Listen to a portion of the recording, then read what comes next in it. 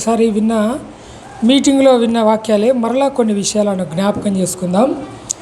మొదటి సమూయేలు గ్రంథం 16వ అధ్యాయము 18వ వచనాన్ని చదువుకుందాం. 18వ వచనం, చిత్తగించుము, బెత్లెహేమీయుడైన యెషై యొక్క కుమారులలో ఒకని చూచితిని, అతడు చమత్కారంగా వాయింపగలడు, అతడు బహుశూరుడును యుద్ధశాలియు మాట నేర్పరియు రూపసియునై ఉన్నాడు. మరియు యెహోవా వానికి తోడుగా ఉన్నాడనగా. ప్రియమైన సహోదరి సహోదరులారా, చదువుకున్న వచన భాగం యెషై కుమారుడైన దావీదును గూర్చి మనము చదువుకున్నాం. అతడు బహుశూరుడును యుద్ధశాలియు మాట నేర్పరి రూపసి అని దావీదులో ఉండే గుణ లక్షణాలను గురించి మనం చదువుకున్నాం. అతడు చూచుటకు ఎలాగూ కనపడుచున్నాడో ఆయనను గూర్చిన లక్షణాలు రాయబడి ఉన్నాయి. 17వ అధ్యాయము 42వ వచనం చూద్దాం. చూడండి, 17వ అధ్యాయం 42వ వచనంలో, చుట్టూ పారచూచి దావీదును కనుగొని అతడు బాలుడై ఎర్రని వాడును రూపసి అయి ఉండుట చూచి అని రాయబడింది. అతడు ఎర్రనివాడు రూపసి, బాలుడై ఉండి ఎర్రనివాడుగా రూపసిగా ఉన్నాడని, అతని ఆకారం గురించి, అతడు కనబడే విధానాన్ని గురించి గ్రంథంలో రాయబడింది. అతడు రూపసి, అతడు ఎర్రనివాడు, అతడు బాలుడై ఉన్నాడు, బాలుడుగా ఉండగా అతని గురించి రాయబడిన మాటలు. ఇదే సమూయేలు గ్రంథం 16వ అధ్యాయం 21వ వచనం చూద్దాం. చూడండి, 21వ వచనంలో, దావీదు సౌలు దగ్గరకు వచ్చి అతని ఎదుట నిలవబడగా అతని యందు సౌలుకు బహు ఇష్టము పుట్టెను. దావీదు ఎదుట, సౌలు ఎదుట దావీదు నిలబడగా, సౌలు యొద్దకు దావీదు వచ్చి నిలబడగా సౌలుకు దావీదు యందు బహు ఇష్టము పుట్టెను అని, దావీదు బాలుడై ఉండగా అతను ఆకార రూపంలో కనపడే రీతి, అతని పట్ల ఇతరులకు కలిగే ఇష్టాన్ని గురించి వ్రాయబడి ఉంది. దావీదు పట్ల బహు ఇష్టము కలిగింది. మనము చదువుకున్న మొదటి వచనము అంటే 16వ అధ్యాయం 18వ వచనంలో సౌలు దగ్గర ఉండేవారు మాట్లాడే మాటలు అవి.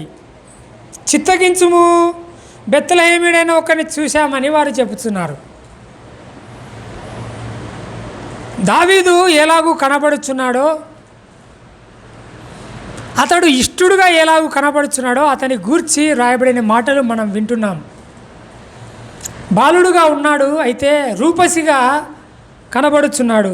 చూడండి, ఇదే 16వ అధ్యాయము 12వ వచనము కూడా చూద్దాం. చూడండి, 16వ అధ్యాయం 12వ వచనం, సమూయేలు మొదటి గ్రంథం. అతడు వాని పిలువనంపించి లోపలికి తోడుకొని వచ్చెను. అతడు ఎర్రని వాడును చక్కని నేత్రములు గలవాడును చూచుటకు సుందరమైన వాడునై ఉండెను. చూసారా, దావీదు గురించి 3 చోట్ల లేదా 4 చోట్ల చదువుకున్నాం మనం. అతను ఎలా కనపడుతున్నాడు? ఎర్రని వాడు, చక్కని నేత్రములు గలవాడు, చూచుటకు సుందరమైన వాడునై ఉండెను. దావీదు రూపం కదా, ఇవన్నీ పైన కనపడే రూపాలే. దావీదు ఎర్రనివాడు, చూచుటకు చక్కని నేత్రములు గల, మంచి కళ్ళు కలిగిన వాడు, బాగా ఎర్రగా ఉన్నాడంట, సుందరమైన వాడు. అతన్ని చూడగానే సౌలు యొద్దకు, అతన్ని తీసుకొని రాగానే సౌలు యొద్ద నిలబడగానే సౌలుకు అతని మీద ఇష్టము కాదు, బహు ఇష్టము పుట్టిందంట. ఎంత బాగున్నాడని ఇష్టము కలిగింది. సౌలుకు దావీదు పైన ఇష్టము కలిగింది. పై రూపము చూడగా దావీదు ఎంత అందంగా, ఎంత ఆకర్షణీయంగా, ఎంత ఇష్టపడేవాడుగా కనబడుతున్నాడు దావీదు. క్రొత్త నిబంధనలో చూడండి, అపోస్తుల కార్యముల గ్రంథం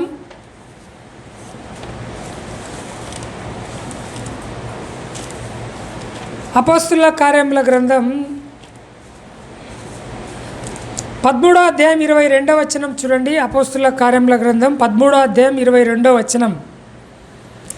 తరువాత అతన్ని తొలగించి దావీదును వారికి రాజుగా ఏర్పరచెను.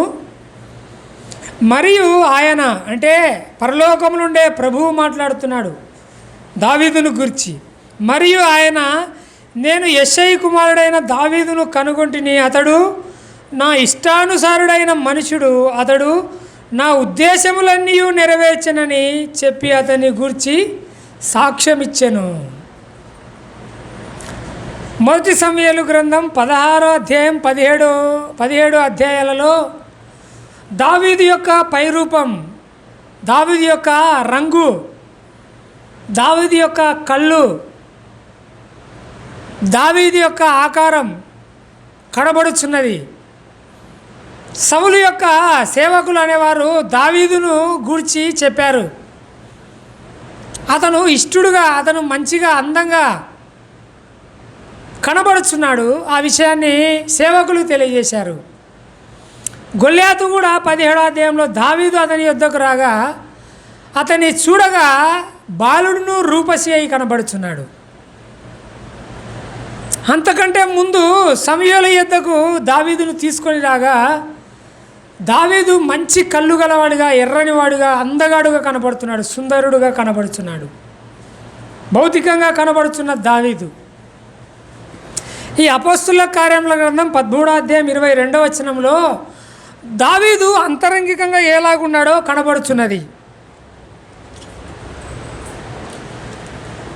దావీదు అంతరంగికంగా ఎలాగున్నాడో కనబడుచున్నది. ఎలాగున్నాడంట? ఆయనంటే పరలోకము నుండే ప్రభువు దావీదును గురించి సాక్ష్యం ఇస్తున్నాడు. 13వ అధ్యాయం అపోస్తుల కార్యముల గ్రంథం 22వ వచనంలో, నేను యెషయి కుమారుడైన దావీదును కనుగొంటిని, అతడు నా ఇష్టానుసారుడైన మనుషుడు, అతడు నా ఉద్దేశములన్నీ నెరవేర్చువాడని దావీదు యొక్క మనసును గురించి వ్రాయబడింది కదా. పరలోకము నుండే దేవుడు ప్రభువు సాక్ష్యం ఇస్తున్నాడు దావీదు గురించి. చూడడానికి భౌతికంగాను ఇష్టుడుగా దావీదు కనబడుతున్నాడు మనుషుల దృష్టిలో. ఆత్మీయంగా అంటే మనసుగా, ఆత్మీయతలో కూడా పరలోకము నుండే దేవుడు ఆయన గురించి సాక్ష్యం ఇస్తున్నాడు. ఇష్టానుసారుడైన మనుషుడని, ఆయన ఇష్టపడినవాడుగా కనబడుతున్నాడు. నా ఇష్టానుసారుడైన మనుషుడు, నా ఉద్దేశములని నెరవేర్చువాడని దావీదును గూర్చి పరలోకము నుండే దేవుడు సాక్ష్యం ఇస్తున్నాడు. చూడండి, మొదటి సమూయేలు గ్రంథం ఎలాగూ దావీదు వారి దృష్టికి తేబడ్డాడు. కొన్ని విషయాలు మనం తెలుసుకుందాం. చూడండి, ఈ 16వ అధ్యాయంలో దావీదు ప్రస్తావన, దావీదు యొక్క జీవిత ప్రారంభం ఎందుకు జరిగిందంటే కారణం ఏమిటంటే, మొదటి సమూయేలు గ్రంథం 16వ అధ్యాయం 1వ వచనం చూడండి. మొదటి సమూయేలు గ్రంథం 16వ అధ్యాయం 1వ వచనం. అంతటా యెహోవా సమూయేలుతో ఇలాగూ సెలవిచ్చెను, ఇశ్రాయేలుల మీద రాజుగా ఉండకుండా నేను విసర్జించిన సౌలును గురించి నీవెంతకాలము దుఃఖింతువు? నీ కొమ్మును తైలముతో నింపుము. బెత్లెహేమీయుడైన యెషయి యొద్దకు నిన్ను పంపుచున్నాను. అతని కుమారుల్లో ఒకని నేను రాజుగా నియమించుదును అని ప్రభు పరలోకం నుండి సమూయేలుకు ఆజ్ఞ ఇవ్వగా, సెలవు ఇవ్వగా, నేను యెషయి కుమారుల్లో ఒకరిని రాజుగా నేను ఎన్నుకుంటున్నాను, ఒకరిని నేను రాజుగా నియమింపబోచున్నాను. నువ్వు తైలపు కొమ్ము తీసుకొని అందులో నూనె నింపుకొని వెళ్ళి అభిషేకించు, యెషయి కుమారుల్లో ఒకరిని అభిషేకించమని ప్రభువు సమూయేలుతో తెలియజేయగా సమూయేలు బయలుదేరి వెళ్ళాడు. చూడండి 3వ వచనాన్ని చూద్దాం. ఇదే 16వ అధ్యాయం 3వ వచనం, లేదా 2వ వచనాన్ని కూడా చూద్దాం.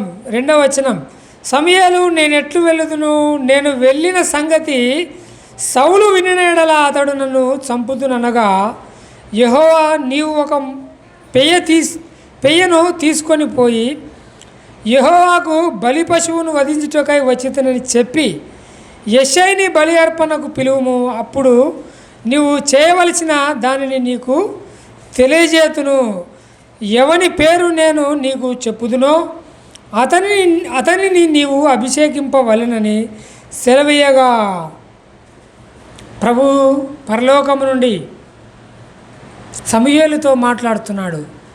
నువ్వు వెళ్ళి దావీదు కుమారుల్లో ఒకరిని రాజుగా నియమించు, అభిషేకం చేయి అని తెలియజేస్తున్నాడు. అయితే యెషయికి కుమారులు ఉన్నారు. వారిలో ఎవరో ఏంటో ఎవరిని నియమింపబోతున్నాడో వారి పేరేంటో ఆయన ముందుగానే చెప్పలేదు. నువ్వు అక్కడికి వెళ్ళు నేను తెలియజేస్తానని. ఎవరిని ఆయన రాజుగా నియమింపబోతున్నాడో రహస్యంగానే ఉంచాడు. ముందుగానే తెలియజేయలేదు, రహస్యంగా ఉంచి నువ్వు వెళ్ళిన తర్వాత నేను ఎవరి పేరు చెప్తానో, నేను ఎవరిని చెప్తానో వాడిని మాత్రమే అభిషేకించు. వెళ్ళాలా, సమూయేలు వెళ్ళాలని చెప్పాడు. యెషయి కుమారుల్లో రాజుగా ఒకరిని అభిషేకించాలని చెప్పాడు, పని చెప్పాడు. కానీ ఎవరిని అభిషేకించాలో ఆ పేరును వివరించలేదు, రహస్యంగా ఉంచాడు ప్రభు. వెళ్ళేంత వరకు సమూయేలుకు తెలియదు. 4వ వచనాన్ని చూడండి. 4వ వచనం, సమూయేలు యెహోవా ఇచ్చిన సెలవు చొప్పున బెత్లెహేమునకు వెళ్ళెను. ఆ ఊరి పెద్దలు అతని రాకకు భయపడి సమాధానముగా వచ్చుచున్నావా అని అతను అడుగగా, అతడు సమాధానముగానే వచ్చి తిని మీరు శుద్ధులై నాతో కూడా బలికి రండని చెప్పి యెషయిని అతని కుమారులను శుద్ధి చేసి బలి అర్పించెను. 4వ వచనంలో ప్రవక్త అయిన సమూయేలు బెత్లెహేముకు రాగా, బెత్లెహేము ఊరివారు ఆయన రాకకు భయపడి ఆ ఊరి పెద్దలు అతని రాకకు భయపడి సమాధానముగా వచ్చుచున్నావా అని ఆ ప్రవక్తను వారు అడుగుతున్నారు. సమాధానముగా వచ్చుచున్నావా అని వారు భయపడి ఆయన్ని అడుగుతున్నారు. ఆ ఊరి ప్రజలకు ప్రవక్త అంటే భయం ఉన్నది. ప్రవక్తకు భయపడిన ఊరి పెద్దలు, అయ్యగారు మీరు సమాధానంగా వచ్చుచున్నారా? ఈయన ఒక దేశానికి ప్రవక్తగా ఉన్నాడు. ఇదే 1 సమూయేలు గ్రంథం 3వ అధ్యాయం 20వ వచనంలో సమూయేలు దాను మొదలుకొని బేర్షెబా వరకు ప్రవక్తగా స్థిరపడ్డాడు. పైన యెరూషలేము దేశానికి, ఇశ్రాయేల్ దేశానికి, ఆ పాలస్తీనా దేశానికి సరిహద్దులు ఉన్నాయి. తూర్పున యోర్దాను నది ఉన్నది, పడమన మధ్యధర సముద్రం ఉన్నది, ఉత్తరాన దాను, దక్షిణాన బేర్షెబా. ఈ సరిహద్దుల్లో ఉన్న దేశం అది పాలస్తీనా దేశం. ఈయన దాను మొదలుకొని బేర్షెబా వరకు ప్రసిద్ధి చెందినవాడు సమూయేలు ప్రవక్త. ఈయన ఆ ఊరికి రాగా ఊరి పెద్దలు భయపడుచున్నారు, సమాధానమే వచ్చుచున్నావా అని. ఆయన సెలవిస్తున్నాడు, అవును నేను సమాధానంగా వచ్చుతున్నాను, బలికి రమ్మని పిలిచాడు. పిలిచి యెషయి కుమారులు రమ్మని పిలిచాడు. 6వ వచనం చూడండి. ఇదే 16వ అధ్యాయం 6వ వచనం, వారు వచ్చినప్పుడు అనగా యెషయి కుమారులు రమ్మన్నాడు. 5వ వచనంలో వారు వచ్చారు. 6వ వచనంలో వారు వచ్చినప్పుడు అతడు ఎలియాబును చూచి నిజముగా యెహోవా అభిషేకించువాడు ఆయన ఎదుట నిలిచి ఉన్నాడని అనుకొనెను. అయితే యెహోవా సమూయేలుతో ఇలాగూ సెలవిచ్చెను, అతని రూపమును అతని ఎత్తును లక్ష్య పెట్టకము. మనుషులు లక్ష్యపెట్టు వాటిని యెహోవా లక్ష్య పెట్టడు. నేను అతన్ని త్రోసివేసి ఉన్నాను. మనుష్యులు పై రూపమును లక్ష్యపెట్టుదురు కానీ యెహోవా హృదయమును లక్ష్యపెట్టును అన్నాడు. ఎలీయాబు రాగానే అతని ఎత్తును అతని రూపాన్ని చూసి సమూయేలు, ప్రవక్త అయిన సమూయేలు, నిజముగా యెహోవా ఎన్నుకున్నవాడు ఇతరే అనుకున్నాడు. యెహోవా అభిషేకించబోయేవాడు నా ఎదుట నిలిచి ఉన్నాడు అని అతని ఎత్తును అతని రూపాన్ని చూసి ఆశ్చర్యపోయాడు సమూయేలు. తన ఎదుట ఉన్నాడని ఆశ్చర్యపోయి మనసులో అనుకొనుచున్నగానే పరలోకము నుండి ప్రభువు మాట్లాడాడు, సెలవిచ్చాడు. కాదు కాదు కాదు కాదు కాదు, నువ్వు అతని రూపాన్ని అతని ఎత్తును లక్ష్య పెట్టవద్దు సమూయేలు. నేను మనుషులు లక్ష్య పెట్టుదాన్ని నేను లక్ష్య పెట్టను. మనుషులు పై రూపాన్ని చూడగానే ఆకర్షితులవుతారు. ఎత్తును, ఆ కలర్ను, ఆ రంగును, ఆ హైటు, ఆ వెయిట్, ఆ పర్సనాలిటీ చూడగానే మానవుని లక్షణం ఏంటంటే వెంటనే ఆకర్షితులవుతారు. సమూయేలు కూడా ఆకర్షితుడయ్యాడు, ఆకర్షింపబడ్డాడు ఎలీయాబు చేత. అబ్బా, నా ఎదుటుండేవాడు అబ్బా అనుకున్నాడు.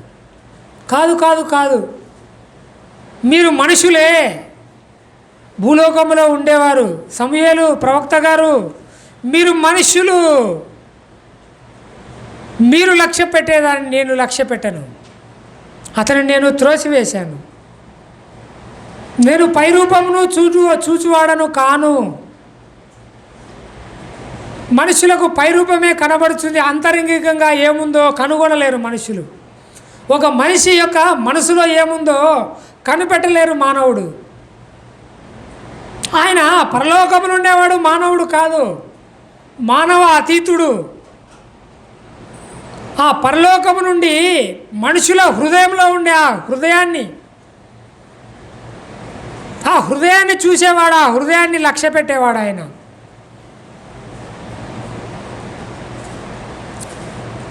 ఆ హృదయాన్ని చూడగా ఎలీయాబు హృదయము ప్రభువుకు నచ్చలేదు. నువ్వు పైరూపాన్ని చూడవద్దు అని ప్రభువు తెలియజేస్తున్నాడు. తర్వాత చూడండి 8వ వచనం. యెషయి అబీనాదాబును పిలిచి సమూయేలు ఎదుటికి అతన్ని రప్పింపగా అతడు యెహోవా ఇతని కోరుకొనలేదు. 9వ వచనం. అప్పుడు యెషయి షమ్మాను పిలువగా అతడు యెహోవా ఇతన్ని కోరుకొనలేదనెను. యెషయి తన 7 కుమారులను సమూయేలు ఎదుటికి పిలువగా సమూయేలు యెహోవా వీరిని కోరుకొనలేదని చెప్పి, నీ కుమారులందరూ ఇక్కడ ఉన్నారా అని యెషయిని అడుగగా అతడు, ఇంకను కడసారి వాడున్నాడు, అయితే వాడు గొర్రెలు కాయచున్నాడని చెప్పాను. అందుకు సమూయేలు, నీవు వాడిని పిలువనంపించుము, అతడిక్కడికి వచ్చే వరకు మనము కూర్చుందుమని యెషయితో చెప్పగా అతడు వాని పిలిపించి లోపలికి తోడుకొని వచ్చెను. చూడండి ప్రియమైన వారలారా, వాస్తవానికి 5వ వచనంలో ప్రవక్త అయిన సమూయేలు యెషయితో నీ కుమారులందరినీ తీసుకురమ్మని చెప్పాడు. కానీ యెషయి దావీదును తీసుకొని వెళ్ళలేదు బలికి. 8 కుమారులు ఉండగా 7 మందితోనే వెళ్ళాడు అతను. వారిని ఎవరిని ప్రభువు కోరుకొనగా ఇక సమూయేలు అడుగుతున్నారు, నీ కుమారులు అందరూ ఇక్కడ ఉన్నారా అంటే, లేదు లేదయా, కడసరి వాడు చిన్నవాడు ఒకడు ఉన్నాడు, అతడు గొర్రెలు మేపుటకు వెళ్ళి ఉన్నాడు అని సమూయేలుతో యెషయి తెలియజేస్తున్నాడు.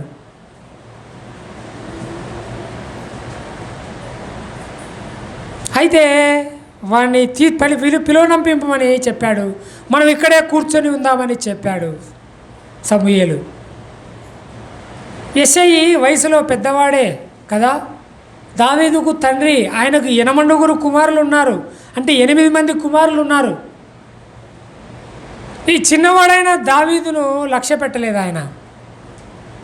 సరే చిన్నవాడు కదా అని నీ కుమారులను తీసుకొని రా అని సమూయేలు తెలియజేయగా ఎందుకో దావీదును ఆయన విస్మరించాడు. అంటే మర్చిపోయాడో మరి వద్దనుకున్నాడో మనకు తెలియదు, కానీ వివరంగా రాయబడలేదు. కానీ దావీదు లేకుండా సమూయేలు యొద్దకు 7 మంది కుమారులను తీసుకొని వెళ్ళాడు ఎస్ఐ. అయితే ప్రభు పరలోకము నుండి వారు 7 కోరుకోలేదు. వద్దు వీరు నాకు అన్నాడు. వారెవరిని కోరుకొనగా పోగా అప్పుడు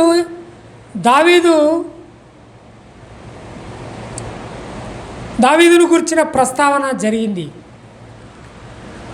పిలువనిపించ మనం ఇక్కడ కూర్చుందామన్నాడు.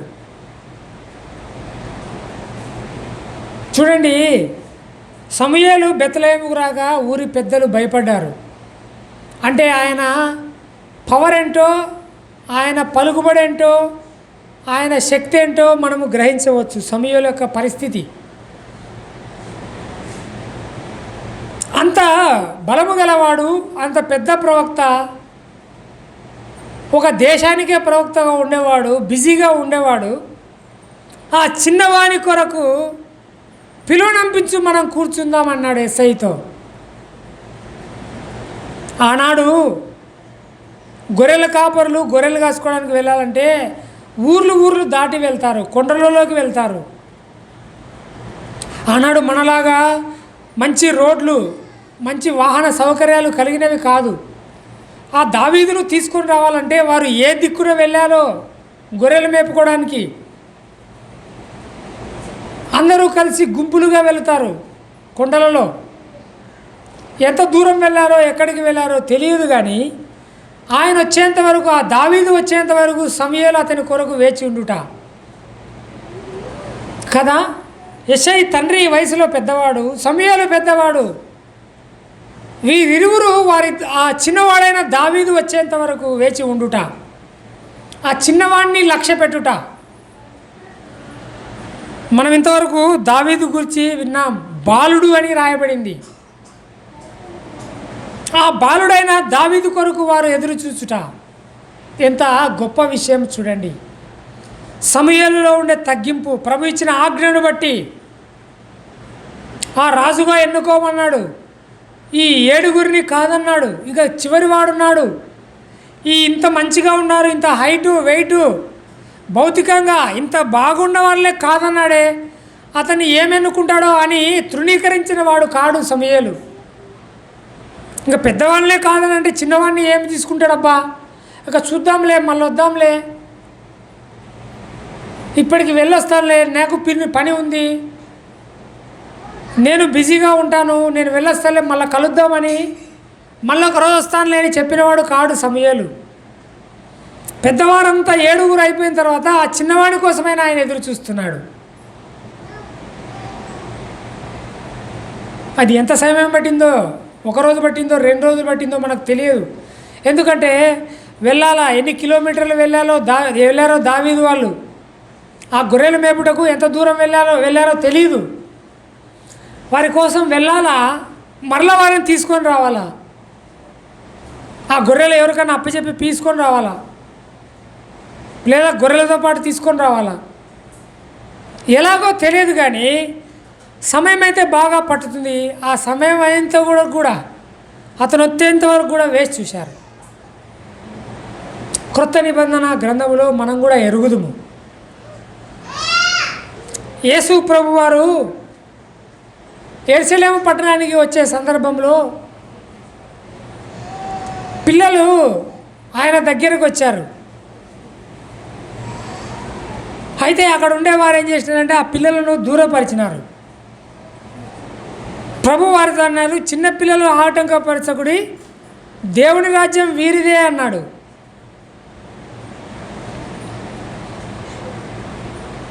కదా ఇక్కడ కూడా 8 మంది కుమారులు ఉండగా చిన్నవాడైన దావీదు ఆ సందర్భంలో నిర్లక్ష్యము చేయబడ్డాడు. కానీ తండ్రి చేత, చిన్నవాడు కదా ఏం ఉపయోగపడతారులే, పెద్దవాళ్ళు ఉన్నారు, వీళ్ళు కాదని చిన్నవాడి దగ్గరికి ఎందుకు వెళ్తుందిలే అవకాశము అని అనుకున్నాడో ఏమో యెషై తన కుమారులను గురించి. దావీదును తీసుకొని రాలేదు ఆయన. అయితే అవకాశం ఆ చిన్నవాడి యొద్దకు వచ్చింది.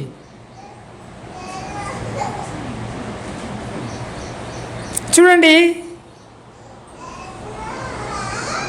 12వ వచనం చూడండి, ఇదే 16వ అధ్యాయం 12వ వచనం. అతడు వాడిని పిలువనంపించి లోపలికి తోడుకొని వచ్చెను. అతడు ఎర్రని వాడును, చక్కని నేత్రములు గలవాడును, చూచుటకు సుందరమైన వాడునై ఉండెను.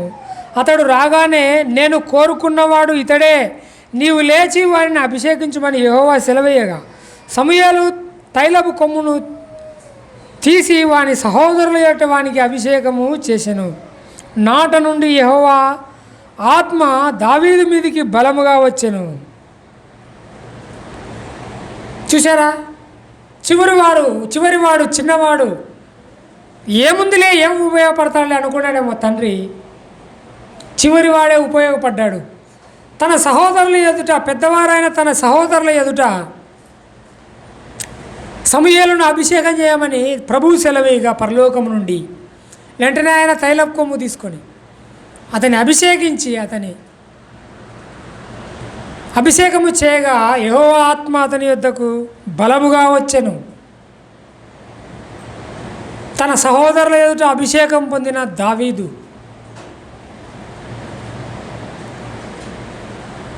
ఇప్పుడు ఇందాక చదువుకున్న వచనమే 18వ వచనం చూడండి, ఇదే 16వ అధ్యాయంలో 18వ వచనం. చిత్తగించుము, బెత్లెహేమీయుడైన యెషయి యొక్క కుమారుల్లో ఒకనిని చూచి తిని, అతడు చమత్కారముగా వాయింపగలడు, అతడు బహుశూరుడు, యుద్ధశాలియు, మాట నేర్పరియు, రూపసినై ఉన్నాడు. ఎవరంట ఇతడు? చమత్కారంగా వాయిద్యం వాయించగలవాడు. అంతకంటే ముఖ్యమైన వచనం ఏంటంటే బహుశూరుడు, యుద్ధశాలి అని 2 మాటలు ఆయన గూర్చి రాయబడ్డాయి. బహుశూరుడు, యుద్ధశాలి, కొంత ఆశ్చర్యాన్ని కలిగించే మాటలు ఇవి. సమూయేలు బాలుడుగా ఉన్నాడు ఈ సమయానికి, గొర్రెలు కాసుకుంటూ చిన్నవాడు. మీరు ఇందాక చదువుకున్న వచనాన్ని చూడండి, 17వ అధ్యాయం 42వ వచనం మరలా చూడండి. 17వ అధ్యాయము 42వ వచనం చూస్తే గొల్యాతు చుట్టూ పార చూస్తున్నాడు. 42వ వచనం 17వ అధ్యాయం, చుట్టూ పార చూచి దావీదును కనుగొని అతడు బాలుడై ఎర్రని వాడును అన్నాడు. దావీదు ఏ వయసులో ఉన్నాడు? బాలుడుగా ఉన్నాడు. అంటే 16-17 ఏళ్ళ వయసు బాలుడు అంటే ఇంచుమించు 10th క్లాస్లో పిల్లోడు బాలుడు అంటే. 16-17 ఏళ్ళ వయసులో ఉన్నాడు ఇంచుమించు. 18వ వచనం 16వ అధ్యాయంలో అతని గురించి ఏం రాయబడుతున్నది? బహుశూరుడు, యుద్ధశాలి, మాట నేర్పరి అని రాయబడింది. ఇంతవరకు ఆయన 16వ అధ్యాయం 18వ వచనం వరకు ఆయన యుద్ధము చేయలేదు, తన శూరత్వాన్ని ప్రదర్శించలేదు. కానీ చాలా విచిత్రంగా ఆయన గూర్చి అతడు శూరుడు, యుద్ధశాలి అని రాయబడింది. బైబిలు చాలా విచిత్రమైన గ్రంథం. ఆయన యుద్ధము చేయకముందే ఆయన ఎటువంటి వాడు కాబోతున్నాడో, యుద్ధము చేయకుండానే యుద్ధశాలి, యుద్ధము చేయకమునుపే శూరుడు అని చెప్పుట ఆశ్చర్యం. ఎవరైనా పరీక్ష రాసి పాస్ అయితేనే పాస్ అయినాడు అంటారు, కానీ పరీక్ష రాయకముందే పాస్ అయినాడు అంటారా? ఇప్పుడు ఈ నెలలో అంతా, పోయిన నెలలో అంతా డిఎస్సి ఎగ్జామ్స్ జరుగుతున్నాయి, అవునా? బహుశా మన సంఘంలో ఉండొచ్చు రాసేవాళ్ళు, రాసి ఉన్నవారు. మీరు పాస్ అయినాకనే టీచర్ అంటారు, కానీ పాస్ కాకముందే టీచర్ అంటారా? పాస్ అయిన తర్వాత కదా మీరు టీచర్ అనేది. ఇక్కడ కూడా దావీదు యుద్ధము చేసిన తర్వాత కదా ఆయన యుద్ధశూరుడు, యుద్ధశాలి, శూరుడు. కానీ యుద్ధము చేయకముందే ఆయన గూర్చి అలాగూ రాయబడుట చాలా ఆశ్చర్యం, చాలా విచిత్రం. ఆయన రాబో దినాల్లో ఎలాగ ఉండబోతున్నాడో ముందే ఒక బ్లూ ప్రింట్ లాగా, ఒక చూచాయగా, ఒక సూచనగా ప్రభు అతని గూర్చి రాయించాడు. అతడు శూరుడు, యుద్ధశాలి. తర్వాత ప్రభువే అతను గూర్చున్నాడు 2వ సమూయేలు గ్రంథములో, నీవు రక్తం ఒలికించినట్టుగా ఎవరు రక్తం ఒలికించలేదు, అనేక యుద్ధాలు చేశాడు దావీదు. ఇశ్రాయేలు రాజుల్లో అప్పుడు ఇప్పటికీ కూడా దావీదులాగా యుద్ధం చేసిన వారు లేరు. అందుకే ప్రభువు నీ చేత రక్తం ఒలికించావు, నువ్వు దేవాలయం కట్టడానికి వీల్లేదన్నాడు. అటువంటి యుద్ధశూరుడు, యుద్ధశాలి దావీదు. యుద్ధశూరుడు, యుద్ధశాలి, మాట నేర్పరి. అటువంటి దావీదు గురించి మనం వింటున్నాం ప్రియమైన వారలారా. ఈ దావీదు ఎటువంటి వాడంటే ఇంతాక చదువుకున్నాం క్రొత్త నిబంధనలో. ఈ 16వ అధ్యాయము 17వ అధ్యాయాలలో అతని భౌతిక రూపం గురించి, అతనిలో ఉండే టాలెంట్స్, అంటే భౌతికంగా అతడు ఏమి చేయగలడో, ఏ నేర్పరో వాటిని గూర్చి అంతా రాయబడింది. ఆ నేర్పరితనాన్ని ఉపయోగించి ఆయన యుద్ధాలు చేశాడు. ఇశ్రాయేలు ప్రజలకు అనేక విజయాలను అందించాడు.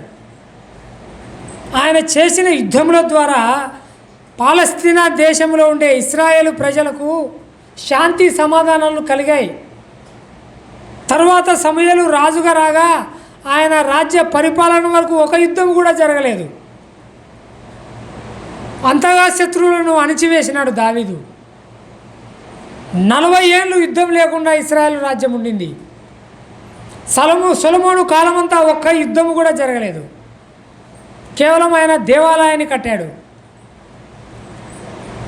అంటే ఆ 40 ఏళ్ళు నెమ్మది కలగడానికి, శాంతి కలగడానికి ఆ చుట్టుపక్కల ఉండే శత్రువులంతా ఏరిపారేసి మిగతా వాళ్ళతో శాంతి సమాధానాన్ని కలిగించాడు దావీదు. ఆనాటి నుంచి ఈనేటి వరకు దావీదు వంటి యుద్ధశాలి లేడు బైబిల్ గ్రంథంలోను, ఈ లోకంలోను. అటువంటి యుద్ధశాలి చూడండి. ఇదే సమూయేలు గ్రంథములో ఆయన గురించి ఏం రాయబడిందో చూడండి. ఆయన యుద్ధశాలి, యుద్ధ వీరుడు మాత్రమే కాదు, మాట నేర్పరి, చక్కనివాడు చూచుటకు. ఆయన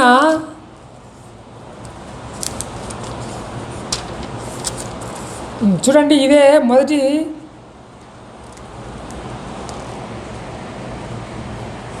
సమూయేలు గ్రంథం 19వ అధ్యాయం 5వ వచనం చూడండి.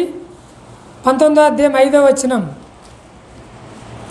అతడు ప్రాణమునకు తెగించి ఆ ఫిలిస్తీని చంపగా యెహోవా ఇశ్రాయేలులకు అందరికీ గొప్ప రక్షణ కలుగజేసెను. అది నీవే చూసి సంతోషించితివి కదా. నిష్కారణముగా దావీదును చంపి నిరపరాధి యొక్క ప్రాణము తీసి నీవెందుకు పాపము చేయదు అని మనవి చేయగా, యోనాతాను తన తండ్రి అయిన సౌలుతో మాట్లాడుచున్నాడు, దావీదును గూర్చి మాట్లాడుచున్నాడు. దావీదు ఎటువంటి వాడంట? యుద్ధశాలి, శూరుడు మాత్రమే కాదు, ప్రాణమునకు తెగించి ఫిలిస్తీయుడైన గొల్యాతును చంపినవాడు. తన ప్రాణాన్ని తెగించి, అంటే త్యాగం చేసి, ప్రాణం పోయినా పర్వాలేదు కానీ ఆ గొల్యాతును చంపి నేను ఇశ్రాయేలుకు రక్షణ కలుగజేయాలా, ఇశ్రాయేలుకు కలిగే అవమానాన్ని తీసివేయాలని ఆ దావీదు ప్రాణానికి తెగించినవాడు. తనలో ఉండే ధైర్యం, దావీదు యొక్క ధైర్యం, అటువంటి ధైర్యశాలి దావీదు. చూడండి, ఒక మాట చూసి మనం ముగించుకుంటాం. క్రొత్త నిబంధనకు రండి. ఇందాక చదువుకున్న వచ్చిన భాగమే అపోస్తలుల కార్యముల గ్రంథం 13వ అధ్యాయం 22వ వచనాన్ని చూడండి. తర్వాత అతన్ని తొలగించి దావీదును వారికి రాజుగా ఏర్పరచెను. మరియు అతడు, నేను యెషై కుమారుడైన దావీదును కనుగొంటిని. అతడు నా ఇష్టానుసారుడైన మనుషుడు, అతడు నా ఉద్దేశములని నెరవేర్చునని చెప్పి అతనిని గురించి సాక్ష్యమిచ్చెను. దావీదు ప్రాణానికి తెగించేవాడు, యుద్ధాలు చేసేవాడు, యుద్ధశూరుడు, రూపసి, చక్కనివాడు, అందగాడు, అందరి చేత ఇష్టము కలిగేవాడు, చూచుటకు చక్కనివాడు, ఆ గొల్యాతును చంపి ఇశ్రాయేలుకు రక్షణ కలిగించినవాడు, ఇశ్రాయేలును ఏలడానికి మొదటి రాజుగా సౌలును ఎన్నుకొనగా ఆ స్థానాన్ని ఆ సౌలుకు ముందు నేనే రాజుగా, పరలోకం నుండి ప్రభువే రాజుగా ఇశ్రాయేలు ప్రజలను పరిపాలిస్తూ ఉండగా వారు మాకును ఈ భూలోకంలో మాలో నుండే మాకు ఒక రాజు కావాలని కోరుకొనగా ఆయన ఏలే స్థానాన్ని సౌలుకు అప్పగించగా ఆ స్థానాన్ని సౌలు తృణీకరించాడు. అయితే ఆ స్థానాన్ని దావీదు విలువైనదిగా ఎంచి గొప్ప రాజుగా పేరు తెచ్చుకున్నాడు. అందుకే 21వ వచనం కూడా చూడండి. ఇదే 13వ అధ్యాయం అపోస్తలుల కార్యముల గ్రంథం 21వ వచనం.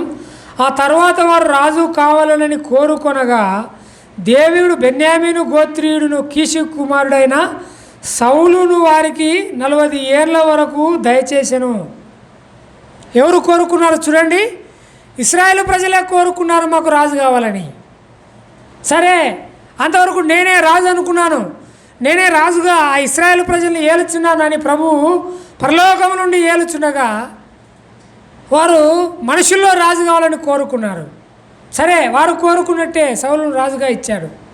ఆ సౌలు తృణీకరించగా ఆ స్థానాన్ని, ఇక దావీదు ఆ స్థానంలోకి రాగా భౌతికంగా అందరినీ ఆకర్షించాడు, అందరికీ ఇష్టడుగా ఉన్నాడు, గొప్ప రాజుగా ఉన్నాడు.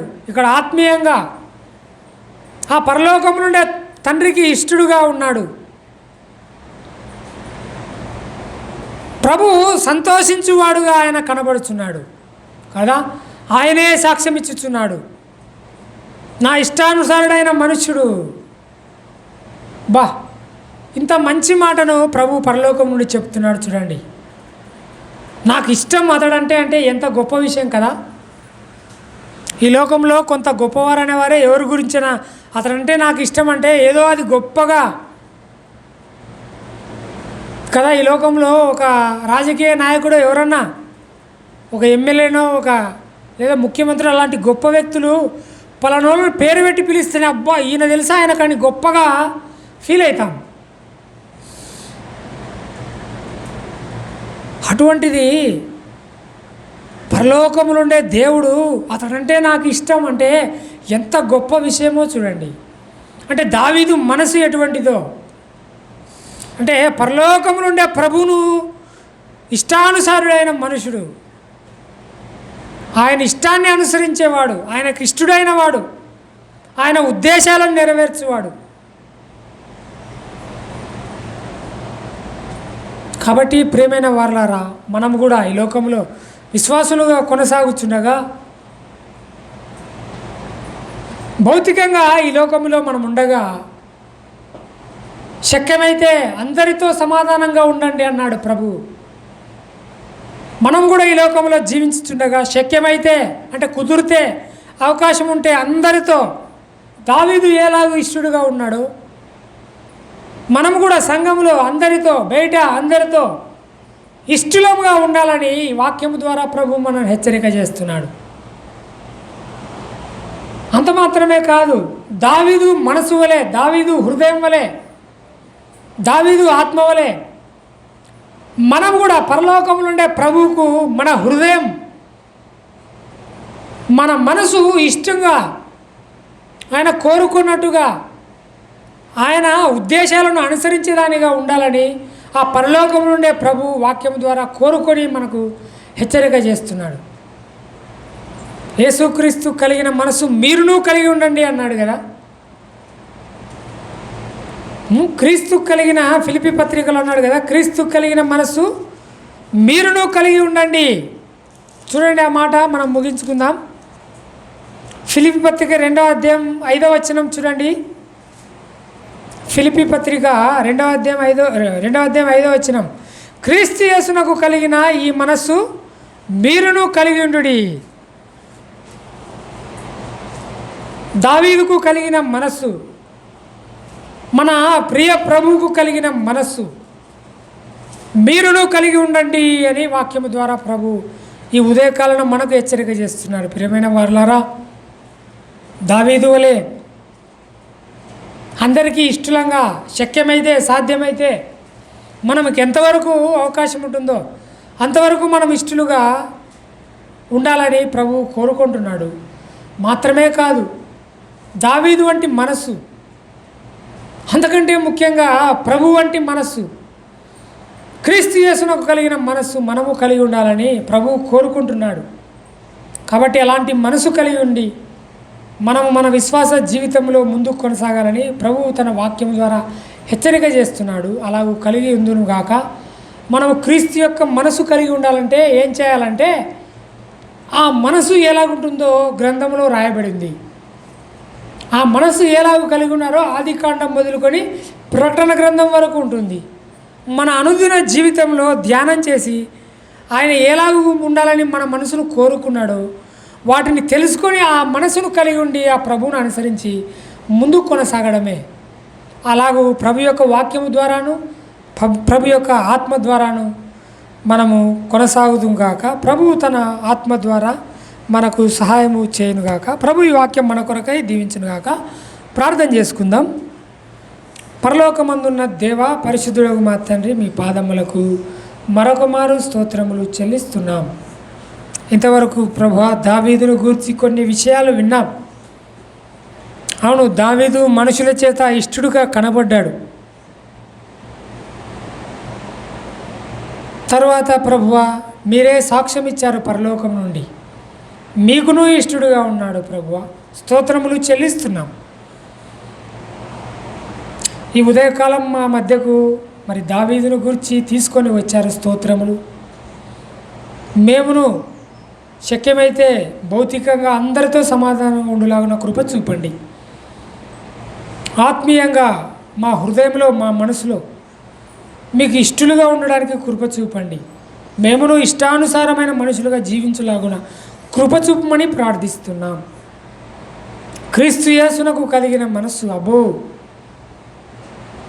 ఆ దీనమైన మనస్సు మేమును కలిగి ఉండులాగున కృప చూపమని ప్రార్థన చేస్తున్నాం. చేరి వచ్చిన అందరినీ పేరు పేరున దీవించండి.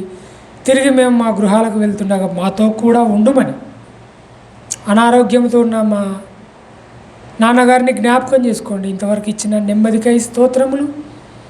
ఇంకా ముట్టి స్వస్థపరచి గాయాన్ని మాన్పించమని సహాయము చేయమని స్తోత్రములు చెల్లిస్తున్నాం. మీకే ఘనత మహిమ ప్రభావాలను ఆరోపించుకునమని మా ప్రభువును రక్షకుడైన క్రీస్తు యేసు నామమున స్తోత్రములు చెల్లించి వేడుకుంటున్నాం మా తండ్రి. ఆమేన్. అందరికీ వందనాలు.